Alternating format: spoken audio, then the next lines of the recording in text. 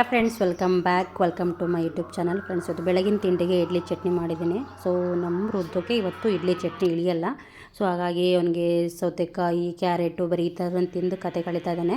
ಅವನಿಗೆ ಸಾಂಬಾರು ಇರಬೇಕು. ಇಡ್ಲಿ ಇಷ್ಟ, ಬಟ್ ಸಾಂಬಾರು ಇರಬೇಕು. ಸೊ ಸಾಂಬಾರು ಮಾಡಿರಲಿಲ್ಲ ಇವತ್ತು, ಅದಕ್ಕೋಸ್ಕರ ಸೌತೆಕಾಯಿ ತುಂಬ ಚೆನ್ನಾಗಿತ್ತು. ಎಳೆದಾದರೂ ತುಂಬ ಚೆನ್ನಾಗಿತ್ತು. ಅದಕ್ಕೆ ಸಾಲ್ಟ್ ಹಾಕಿ ಕೊಟ್ಟಿದ್ದೀನಿ. ಅವನಿಗೆ ಸಾಲ್ಟು ಬೇಡವಂತೆ. ನೋಡೋಣ ಹೆಂಗೆ ಹೇಳ್ತಾನೆ. ಇದು ಮುರ್ಕ ಇದೆ, ಚೆನ್ನಾಯ್ತಾ?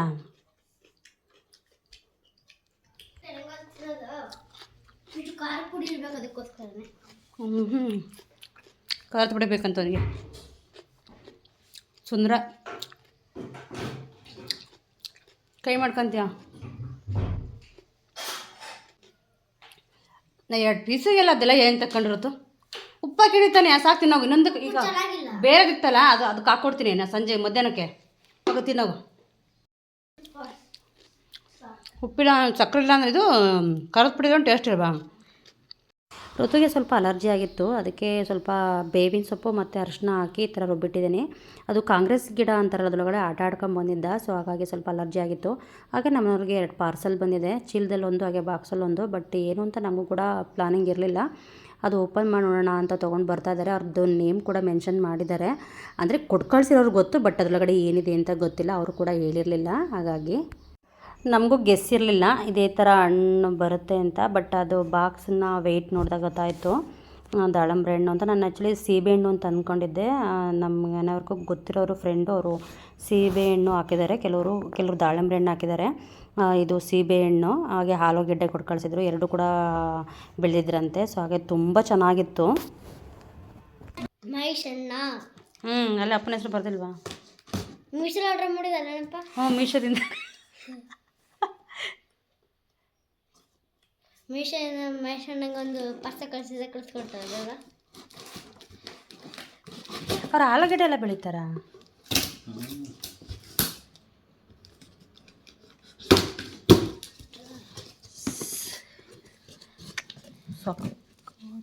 ಇಷ್ಟೊಂದು ದಪ್ಪ ಇದಾವ. ಚೆನ್ನಾಗಿರೋದೇ ಕೊಟ್ಟಿದ್ದಾರೆ ಕಣ್ರಿ ಅವರು. ಇದನ್ನು ಒಂದು 4-5 ಮನೆಗೆ ಹಂಚಬೇಕು. ಸೊ ಅವರು 4-5 ಮನೆಗೆ ಕೊಡಿ ಅಂತ ಹೇಳಿಕೊಟ್ಟಿದ್ದಾರೆ. ಸೊ ಎಲ್ರಿಗೂ ಕೂಡ ಆಲೂಗೆಡ್ಡೆ ಮತ್ತು ದಾಳಂಬ್ರೆ 2 ಕೂಡ ಕೊಟ್ಟು ಕಳಿಸಿದ್ದಾರೆ. ಬೆಳೆದಿರೋದಲ್ವ, ಹಾಗಾಗಿ ಗೊತ್ತಿರೋರೇ ಕೊಟ್ಟು ಕಳಿಸಿದ್ದಾರೆ. ಎಷ್ಟು ಚೆನ್ನಾಗಿದೆ ನೋಡಿ ದಾಳಂಬ್ರೆ ಹಣ್ಣು. ಬಟ್ ರೇಟು ಸ್ವಲ್ಪ ಕಡಿಮೆ ಬರ್ತಾ ಇದೆ. ಸೊ ತುಂಬ ಕಷ್ಟಪಟ್ಟು ಬೆಳೆದಿದ್ದಾರೆ, ತುಂಬ ಖರ್ಚು ಕೂಡ ಆಗಿದೆ. ಹಿಂಗಾಗ್ಬಿಟ್ರೆ ರೈತರು ಎಷ್ಟು ಕಷ್ಟ ಅನುಭವಿಸ್ತಾರೆ ಅಂದರೆ ಹೇಳೋಕ್ಕಾಗಲ್ಲ. ಬೆಳೆ ಕೂದಲು ಬಂದವೆ ಅಂತ ಅಜ್ಜಿದಿರಿಗಿರೋ ಅನುಭವದ ಮುಂದೆ ನಾವು ಏನೇ ಓದಿದ್ರು ಅದು ಲೆಕ್ಕಕ್ಕೆ ಬರಲ್ಲ. ಯಾಕಂದರೆ ನಾವು ಬುಕ್ಕಲ್ಲಿರೋದನ್ನು ನೋಡಿ ಕಲ್ತಿರ್ತೀವಿ, ಬಟ್ ಅವರ ಅನುಭವನ ಹೇಳ್ತಿರ್ತಾರೆ. ಎಷ್ಟೋ ಒಂದು ವಿಚಾರಗಳಾಗಿರ್ಬೋದು ನಾವು ಓದಿದ್ರೂ ಕೂಡ ದಡ್ಡರಾಗಿರ್ತೀವಿ. ಅವರ ಅನುಭವದ ಮುಂದೆ ನಾವೇನೇನೂ ಅಲ್ಲ. ಹಾಗೆ ಅಜ್ಜಿದಿರ ಮಾತಾಗಿರ್ಬೋದು, ಅವ್ರು ಮಾಡೋ ಅಡುಗೆ ಆಗಿರ್ಬೋದು, ಅವ್ರು ಯಾವುದೊಂದು ಕೆಲಸ ಆದರೂ ಅಷ್ಟೇ, ಅಜ್ಜಿದಿರು ಮನೇಲಿದ್ದರೆ ಒಂದು ಮೊಮ್ಮಕ್ಕಳಾಗಿರ್ಬೋದು ಎಷ್ಟು ಖುಷಿಯಾಗಿರ್ತಾರೆ. ಹಾಗೆ ಅವ್ರಿಗೆ ಎಷ್ಟು ನೀಟಾಗಿ ನೋಡ್ಕೊತಾರೆ. ಹಾಗೆ ನಾನು ಯಾವಾಗಲಾದರೂ ಅಷ್ಟೇ ಎಣ್ಣೆ ಹಚ್ಚಿಸ್ಕೋಬೇಕು ಅಂದರೆ ಅಜ್ಜಿ ಹತ್ರ ಬರ್ತೀನಿ. ಚೆನ್ನಾಗಿ ಎಣ್ಣೆ ಹಚ್ಕೊಡ್ತಾರೆ. ನನಗೆ ಯಾವಾಗಲೂ ಬೈತಿರ್ತಾರೆ, ಮೇಲ್ಗಡೆ ಕೂದಲಿಗೆ ಹಾಕೊಂಬಿಟ್ಟು ಓಡಾಡ್ತೀರಾ, ನೀಟಾಗಿ ಬುರುಡೆಗೆ ತಿಕ್ಕಣಲ್ಲ ಎಣ್ಣೆ ಅಂತ ಹೇಳ್ಬಿಟ್ಟು. ನೀಟಾಗಿ ಬುರುಡೆಗೆಲ್ಲ ತಿಕ್ತಾರೆ ಎಣ್ಣೆನ. ಅವ್ರು ಹೇಳ್ತಿರ್ತಾರೆ, ನಾವು ಯಾವಾಗಲೂ ತಲೆಯಲ್ಲಿ ಎಣ್ಣೆ ಇಲ್ದಲೇ ಓಡಾಡ್ತಿರ್ಲಿಲ್ಲ, ನೀವು ಯಾವಾಗಲೂ ಎಣ್ಣೆ ಹಾಕೋಣದೇ ಇಲ್ಲ, ಅದೊಂದು ಫ್ಯಾಷನ್ ಮಾಡ್ಕೊಂಬಿಟ್ಟಿರ ಅಂತ. ಗೈಸ್, ಹಾಗೆ ಅಡುಗೆ ಆಯಿತು. ಅಲ್ಲಿಂದ ಬಂದಳು, ಅಡುಗೆ ಮಾಡಿದೆ. ಹಾಗೆ ನಮ್ಮ ಅವ್ವನಿಗೆ ಊಟ ಕೊಡಬೇಕಿತ್ತು. ನಮ್ಮ ಅವ್ವ ಅಂದರೆ ನಮ್ಮ ದೊಡ್ಡತ್ತೆ, ನಮ್ಮ ಮನೆಯವರ ದೊಡ್ಡಮ್ಮ. ನಮಗೆ ಏನಾಗಿದೆ ಅಂದರೆ ಎಲ್ಲ ಸ್ವಲ್ಪ ರಿಲೇಟಿವ್ ಆಗಿರೋದ್ರಿಂದ ಯಾರನ್ನೂ ಕೂಡ ಅತ್ತೆ ಮಾವ ಅಂತ ಕರೆದು ಅಭ್ಯಾಸನೇ ಮಾಡ್ಕೊಂಡಿಲ್ಲ. ಎಲ್ಲ ಅವ್ವ ಅಪ್ಪ ಆಂಟಿ ಮಾಮ ಇದೇ ಥರ ಒಂದು ರಿಲೇಷನ್ ಬಂದೋಗ್ಬಿಟ್ಟಿದೆ. ನಾವು ಯಾರನ್ನೂ ಪರ್ಟಿಕ್ಯುಲರಾಗಿ ಅತ್ತೆ ಮಾವ ಅಂತ ಇಲ್ಲಿವರೆಗೂ ಕರೆದೇ ಇಲ್ಲ.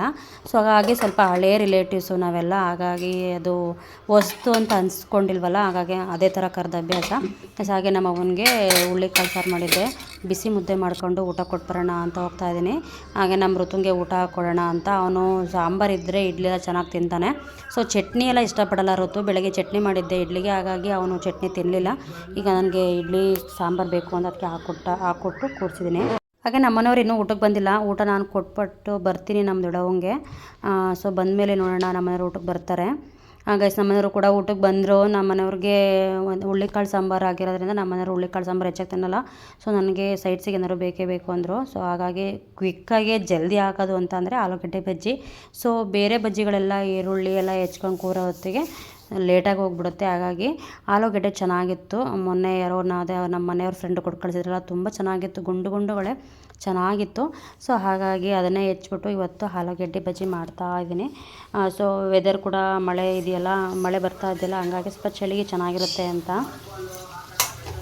ಹಾಗೆ ಊಟ ಎಲ್ಲ ಆಯಿತು. ಜಂಕಲ್ ಬೆಟ್ಟಕ್ಕೆ ಹೋಗೋಣ ಅಂತ ಹೊರಡ್ತಾ ಇದ್ದೀವಿ. ನಾನು ಗ್ರಹಣ ಹೋಗೋದು ಬೇಡ, 3 ಗಂಟೆಗೆ ಗ್ರಹಣ ಶುರುವಾಗುತ್ತೆ ಅಂತ ಅಂದ್ಕೊಂಬಿಟ್ಟು ಸುಮ್ಮನಿದ್ವಿ. ಬಟ್ ಅದು ಕ್ಲೋಸ್ ಆಗೋದು 8 ಗಂಟೆ 7:15ಗಂತೆ. ಸೊ ಅಷ್ಟರೊಳಗಡೆ ಹೋಗಿ ಬಂದುಬಿಡೋಣ ನಡ್ರಿ ಅಂತ ಹೊರಡ್ತಾ ಇದ್ದೀವಿ. ನಾವು ಹೊರಟ್ವಿ. ಹೊರಗಡೆ ಸ್ವಲ್ಪ ಮಳೆ ಸೋನೆ ಬರ್ತಾ ಇದೆ. ಹಾಗಾಗಿ ನಾನು ನೋಡೋಣ ಏನು ಮಾಡೋದು ಅಂತ ಗೊತ್ತಿಲ್ಲ ಅಂತ ನಿಂತ್ಕೊಂಡಿದ್ದೀನಿ. ನಮ್ಮನೆಯವ್ರು ಬರಬೇಕು. ನಮ್ಮನೆಯವ್ರು ಇನ್ನೂ ಹೊರಟಿಲ್ಲ. ನಮ್ಮನೆಯವರು ಹೊರಟು ರೆಡಿ ಆದರು. ಮಳೆ ಸ್ವಲ್ಪ ಕಡಿಮೆ ಆಗಲಿಲ್ಲ. ಹಾಗಾಗಿ ಬೈಕ್ ತೊಗೊಂಡೋಗೋಣ ಅಂದ್ಕೊಂಡಿದ್ವಿ. ಬಟ್ ಕಾರ್ ತೊಗೊಂಡೋಗ್ತಾಯಿದ್ದೀವಿ ಇವತ್ತು. ಯೂಶ್ವಲಾಗಿ ಕಾರೆಲ್ಲ ಏನು ಹತ್ರದಲ್ಲಿ ತೆಗಿಯೋಕೆ ಹೋಗಲ್ಲ, ಹತ್ರ ಹೋಗೋ ಕಡೆ ಎಲ್ಲ ತೆಗಿಯಲ್ಲ, ಸ್ವಲ್ಪ ಲಾಂಗು ದೂರ ಹೋಗೋ ಕಡೆ ಮಾತ್ರ ಕಾರ್ ತೆಗಿಯೋದು. ಗೈಸ್ ಇವತ್ತು ಮಳೆ ಇರೋದ್ರ ಕಾರಣ ಕಾರಲ್ಲೇ ಹೋಗ್ತಾ ಇದ್ದೀವಿ. ಜಾಸ್ತಿ ಬೈಕಲ್ಲೇ ಓಡಾಡೋದು. ಋತು ಬೇರೆ ಇದನ್ನೇ, ಸೊ ಮಳೆ ಬೇರೆ ಬರ್ತಾ ಇದೆಯಲ್ಲ, ಹಾಗಾಗಿ ಇವತ್ತು ಕಾರ್ ತೊಗೊಂಡು ಹೋಗ್ತಿದ್ದೀವಿ. ನಾವು ಕಾರ್ ಏನಕ್ಕೆ ತೆಗಿಯಲ್ಲ ಅಂತಂದರೆ ಫ್ಯಾಮಿಲಿ ಇದ್ದರೆ ಮಾತ್ರ. ಸುಮ್ಮನೆ ಒಬ್ಬರು ಇಬ್ಬರು ಇದ್ದಾಗ ನಮ್ಮಲ್ಲಿ ಬೈಕ್ ಇದೆಯಲ್ಲ, ಹಾಗಾಗಿ ಬೈಕೇ ಯೂಸ್ ಮಾಡ್ತೀವಿ. ಫ್ರೆಂಡ್ಸ್ ಈಗ ಹೋಗ್ತಾ ಇದ್ದೀವಿ. ನಾವೀಗ ಅರಸೀಕೆರೆ ಬೈಪಾಸಲ್ಲಿ ಹೋಗ್ತಾ ಇರೋದು. ನಿಜವಲ್ಲೂ ಎಷ್ಟು ಚೆನ್ನಾಗಿ ಆಗಿದೆ ಕೆಲಸ ಅಂದರೆ ತುಂಬ ಚೆನ್ನಾಗಾಗಿದೆ. ವೆದರ್ ಹೊತ್ತು ತುಂಬ ಚೆನ್ನಾಗಿದೆ. ಗಸ್ನ ಅರಸೀಕೆರೆಯಲ್ಲಿ ಬೈಪಾಸ್ ಆಗಿರೋದ ಸ್ವಲ್ಪ ತೋರಿಸ್ತೀನಿ ನೋಡಿ ನಿಮಗೆ. ಫ್ರೆಂಡ್ಸ್ ನೋಡಿ, ಇವಾಗ ನಾನೊಂದು ಚಿಕ್ಕದಾಗಿ ತೋರಿಸ್ತೀನಿ. ನಮ್ಮ ಒಂದು ಅರಸೀಕೆರೆ ಟು ಶಿವಮೊಗ್ಗ ಬೈಪಾಸಲ್ಲಿ ಲಾಂಗ್ ಹೈವೇ ಯಾವ ಥರ ಬಂದಿದೆ ಅಂತ ಹಂಗೆ ನೋಡ್ತಾ ಇರಿ, ತೋರಿಸ್ತೀನಿ. ತುಂಬ ಚೆನ್ನಾಗಿ ಬಂದಿದೆ ನೋಡಿ. ಎಷ್ಟು ನೀಟ್ನೆಸ್ಸಾಗಿ ಬಂದಿದೆ ಅಂತ ಅಂದರೆ ತುಂಬ ಚೆನ್ನಾಗಿ ಬಂದಿದೆ. ಇಷ್ಟೊಂದು ಚೆನ್ನಾಗಿ ಪ್ರಾಜೆಕ್ಟ್ ಬರುತ್ತೆ ಅಂತ ಅಂದ್ಕೊಂಡಿರಲಿಲ್ಲ. ತುಂಬ ಚೆನ್ನಾಗಿದೆ. ಸೊ ಸರ್ವಿಸ್ ರೋಡ್ ಆಗಿರ್ಬೋದು ಎಲ್ಲ ಚೆನ್ನಾಗಿ ಬಂದಿದೆ. ಬಟ್ ಹೈವೇ ರೋಡ್ ಅಂತೂ ಸಕ್ಕತ್ತಾಗಿ ಬಂದಿದೆ. ಲಾಂಗ್ ಹೋಗೋವ್ರಿಗಂತೂ ಯಾವ ಇದಿಲ್ದಂಗೆ ತುಂಬ ಆಕ್ಸಿಡೆಂಟ್ಗಳು ಈ ಥರದ್ದೆಲ್ಲ ಆಗ್ತಿರುತ್ತಲ್ಲ. ಸೊ ಹಾಗಾಗಿ ಈ ಥರ ಒಂದು ಸೇಫು ಈ ಥರ ಮಾಡಿದ್ರೆ ಸೊ ಒಂದು ಚೆನ್ನಾಗಿದೆ ಒಂದು ಪ್ರಾಜೆಕ್ಟ್ ಇದು. ನನಗಂತೂ ತುಂಬ ಇಷ್ಟ ಆಯಿತು. ಹಾಗೆ ತುಮಕೂರಿಂದ ಶಿವಮೊಗ್ಗವರೆಗೂ ಇದೇ ಥರ ಕೆಲಸಗಳಾಗಿದೆ. ತುಂಬ ಚೆನ್ನಾಗಾಗಿದೆ. ಹಾಗೆ ಈಗ ನಮಗೂ ಕೂಡ ಇಲ್ಲಿ ಸರ್ವಿಸ್ ರೋಡ್ ಇದೆ. ನಾವು ಅಲ್ಲೇ ಪಾಸ್ ಆಗ್ತೀವಿ. ನಾವು ಮುಂದೇನು ಹೋಗಲ್ಲ. ನಮಗೆ ದೇವಸ್ಥಾನಕ್ಕೆ ಅಂತಲೇ ಇಲ್ಲಿ ಸರ್ವಿಸ್ ರೋಡ್ಗಳೆಲ್ಲ ಇದೆ. ಸೊ ಅಲ್ಲೇ ನಾವು ಟರ್ನ್ ಆಗೋದು. ಬೆಟ್ಟದ ಹತ್ರಕ್ಕೆ ಬಂದ್ವಿ. ಇಲ್ಲೇ ಪಾರ್ಕಿಂಗ್ ವ್ಯವಸ್ಥೆ ಮಾಡಿದ್ದಾರೆ, 2 ಕಡೆ ಮಾಡಿದ್ದಾರೆ. ಸೊ ಪೊಲೀಸ್ ನಿಂತ್ಕೊಂಡು ಇಲ್ಲಿ ಎಲ್ಲ ಆ ಸೈಡ್ ಈ ಸೈಡ್ ಎಲ್ಲ ಪಾರ್ಕಿಂಗ್ ಮಾಡಿಸ್ತಾ ಇದ್ದಾರೆ. ಎಷ್ಟು ಜನ ಸೇರುತ್ತೆ ಅಂತಂದರೆ ಮೋಸ್ಟ್ಲಿ ನನಗೆ ಗೊತ್ತಿರೋ ಮಟ್ಟಿಗೆ ಇವತ್ತು ಒಂದು 40% ಜನ ಕಡಿಮೆ ಆಗಿದ್ದಾರೆ. ಸ್ವಲ್ಪ ಬೆಳಗ್ಗೆನೇ ಬಂದು ಹೋಗಿದ್ದಾರೆ. ಗ್ರಹಣ ಅಂತ ಕೆಲವರು ದೂರದಿಂದ ಬರೋರು ಬಂದಿಲ್ಲ. ಎಷ್ಟು ದೂರದಿಂದ ಬರ್ತಾರೆ ಅಂದರೆ ಬ್ಯಾಂಗ್ಳೂರು, KR ನಗರ, ಕೇರ್ಪೇಟೆ, ಮೈಸೂರು, ತುಂಬ ದೂರದಿಂದ ಬರ್ತಾರೆ ಇಲ್ಲಿಗೆ. ವಯಸ್ಸಾಗಿರೋರಂತೂ ಅಜ್ಜಿದಿರಂತೂ ತುಂಬ ಜನ ಬರ್ತಾರೆ. ಗೈಸ್ ನೋಡಿ ಎಷ್ಟೊಂದು ಜನ ಇದೆ. ಈಗ ಇಲ್ಲಿದ್ದವರು ಈ ಸಂಜೆ ಟೈಮಲ್ಲಿ ಬಂದಿದ್ದಾರೆ ಅಂದರೆ ನಮ್ಮ ಲೋಕಲ್ ಅವ್ರು ಮಾತ್ರ ಈಗ ಸಂಜೆ ಟೈಮಲ್ಲಿ ಬಂದಿರೋದು. ತುಂಬ ದೂರದಿಂದ ಬರೋರು ಬೆಳಗ್ಗೆನೇ ಬಂದುಬಿಡ್ತಾರೆ. ಗೈಸ್ ನೋಡಿ ಮಳೆ ಬೇರೆ ಬರ್ತಾ ಇದೆ, ಸೋನೆ ಮಳೆ.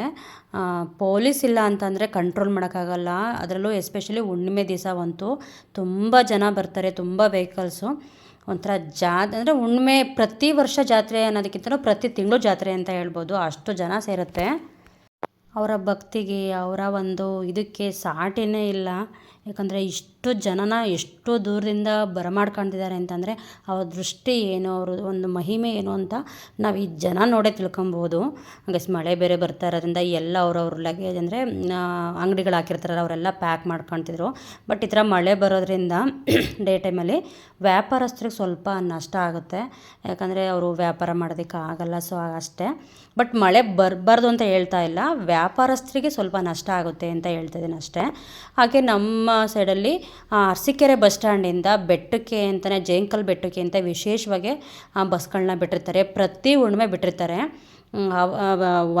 ಮಾಮೂಲಿ ಡೇಗಳಲ್ಲಿ ಬಿಡಲ್ಲ. ಮಾಮೂಲಿ ಡೇಗಳಲ್ಲಿ ಬಸ್ಗಳು ಟೈಮಿಂಗ್ಸಲ್ಲಿ ಇರ್ತವೆ. ಬಟ್ ಹುಣ್ಣಿಮೆ ದಿವಸ ಸ್ಪೆಷಲಾಗಿ ಬಿಡ್ತಾರೆ. ಅರಸೀಕೆರೆ ಟು ಯದಾಪುರ ಅಂತಲೇ ಇರುತ್ತೆ. ನೀವು ಯಾರಾದರೂ ನನ್ನ ವಿಡಿಯೋ ನೋಡ್ತಿದ್ರೆ ಈ ಥರ ಬರೋರಿದ್ದರೆ ಗೊತ್ತು ಮಾಡ್ಕೋಬೋದು.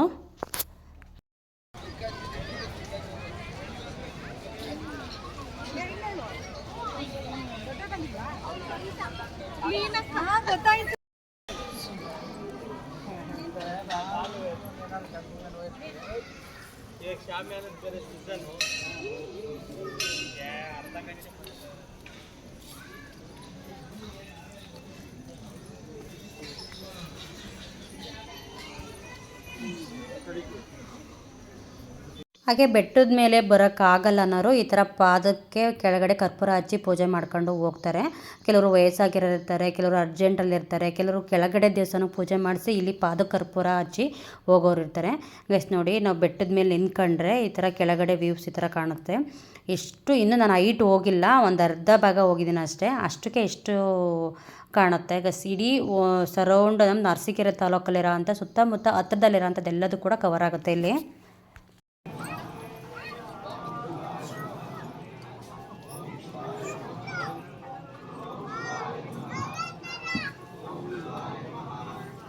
ನಾವು ಬಂದ ಟೈಮಿಗೆ ಕರೆಕ್ಟ್ ಟೈಮಿಗೆ ಅಭಿಷೇಕದ ಪೂಜೆ ಆಗ್ತಿತ್ತು. ಸಂಜೆ 5 ಗಂಟೆಗೆ ಅಭಿಷೇಕದ ಪೂಜೆ ಎಕ್ಸಾಕ್ಟ್ 5 ಗಂಟೆಗೆಲ್ಲ ಶುರು ಮಾಡ್ತಾರೆ. ಬೆಳಗ್ಗೆ ಒಂದ್ಸಲ, ಸಂಜೆ ಒಂದ್ಸಲ ಮಾಡ್ತಾರೆ.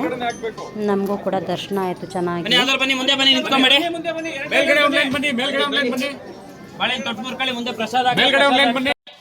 ದರ್ಶನ ಎಲ್ಲ ಮುಗಿಸ್ಕೊಂಡು ಫೋಟೋ ಮತ್ತು ವೀಡಿಯೋಸ್ ಎಲ್ಲ ಮಾಡಿಕೊಂಡು ಅಲ್ಲೇ ಒಂದು 5 ಮಿನಿಟ್ಸ್ ಕೂರ್ತೀವಿ. ನಾವು ಯಾವತ್ತೇ ಪೂಜೆಗೆ ಬಂದರೂ ಅಷ್ಟೇ ಒಂದು 5 ನಿಮಿಷ ಕೂರ್ದಲ್ಲೇ ಎದ್ದೋಗಲ್ಲ. ಹಾಗೆ ಬಾಳೆಹಣ್ಣು, ಕಾಯಿ, ಪ್ರಸಾದ ಎಲ್ಲ ಅಲ್ಲೇ ಸ್ವಲ್ಪ ತಿಂದ್ಕೊಂಡು ಒಂದು 5 ನಿಮಿಷ ಅಲ್ಲೇ ಕೂಡ ನಮಗೆ ಮನಸ್ಸಿಗೆ ಎಷ್ಟು ರಿಲೀಫ್ ಆಗುತ್ತೆ ಅಂದರೆ, ಏನೇ ಭಾರ ಇದ್ದರೂ ನಮ್ಗೆ ಆಗೋದೇ ಇಲ್ಲ ಅಂತ ಅಂದ್ಕೊಂಡ್ರು ಬೆಟ್ಟ ಹತ್ತಿ ಒಂದು 5 ನಿಮಿಷ ಪೂಜೆ ಮಾಡಿಸಿ ಕೂತ್ಮೇಲೆ ಆಗ ನೆಮ್ಮದಿಗೆ ಸಾಟಿನೇ ಕಟ್ಟೋಕ್ಕಾಗಲ್ಲ. ಅಷ್ಟು ಒಂಥರ ನೆಮ್ಮದಿ ಫೀಲ್ ಆಗುತ್ತೆ. ಗೈಸ್ ನೋಡಿ, ಈಗ ಎಲ್ಲ ಮುಗಿಸ್ಕೊಂಡು ಕೆಳಗಡೆ ಇಳಿತಾ ಇದ್ದೀವಿ. ಹಾಗೆ ಕೆಳಗಡೆ ಇಳಿದ್ವಿ. ಹಸಿ ಕಡಲೆಕಾಯಿ ಚೆನ್ನಾಗಿತ್ತು, ಅದನ್ನು ತೊಗೊಳ್ಳೋಣ ಅಂತ ಬಂದೆ. ತುಂಬ ಚೆನ್ನಾಗಿತ್ತು ಕಡಲೆಕಾಯಿ ಗಟ್ಟಿಗೆ. ಸೊ ಹಾಗಾಗಿ ಆ ಕಡಲೆಕಾಯಿನೂ ಕೂಡ ತೊಗೊಂಡು, ನಮ್ಮನೇಲಿ ಹೆಚ್ಚಾಗಿ ಇಷ್ಟಪಡ್ತಾರೆ ಎಲ್ಲರೂ ಕೂಡ. ನಾವು ಅದನ್ನು ಬೇಯಿಸೋದು ಜಾಸ್ತಿ, ಉರಿಯೋದಕ್ಕಿಂತಲೇ ಹೆಚ್ಚಾಗಿ ಬೇಯಿಸ್ತೀವಿ ಜಾಸ್ತಿ ಇದನ್ನು. ಪೇಪರ್ನು ಬಿಡೋಲ್ವಲ್ಲ.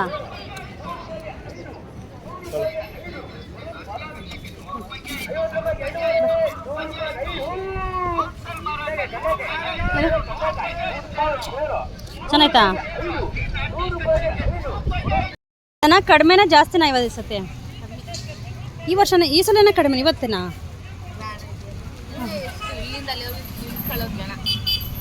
ಅದು ಸಂಜೆ ಗ್ರಹಣ ಅಂತ ಬಂದಿಲ್ಲ ಅಲ್ಲ? ಎಷ್ಟಾಯ್ತಪ್ಪ? ಹಾಗೆ ನಾನು ಪುರಿ ಖಾರ ಮನೆ ತೊಗೊಂಡೋಗೋಣ ಅಂತ. ನಾವು ಇದು ರೆಗ್ಯುಲರು, ಯಾವಾಗಲೂ ಮಿಸ್ ಮಾಡಲ್ಲ. ಜಿಲೇಬಿ, ಪುರಿ ಖಾರ ಅದಂತೂ ಮಿಸ್ ಮಾಡೋ ದಿನವೇ ಇಲ್ಲ. ಇವ್ರನ್ನ ಕೇಳ್ತಾ ಇದ್ದೆ ಈ ಸತಿ ವ್ಯಾಪಾರ ಹೆಂಗೆ ಅಂತ. ತುಂಬ ಕಡಿಮೆ ಅಕ್ಕ, ಜನ ತುಂಬ ಕಡಿಮೆ ಆಗಿದ್ದಾರೆ, ಇವತ್ತು ಗ್ರಹಣ ಅಂತ ಬಂದಿಲ್ಲ.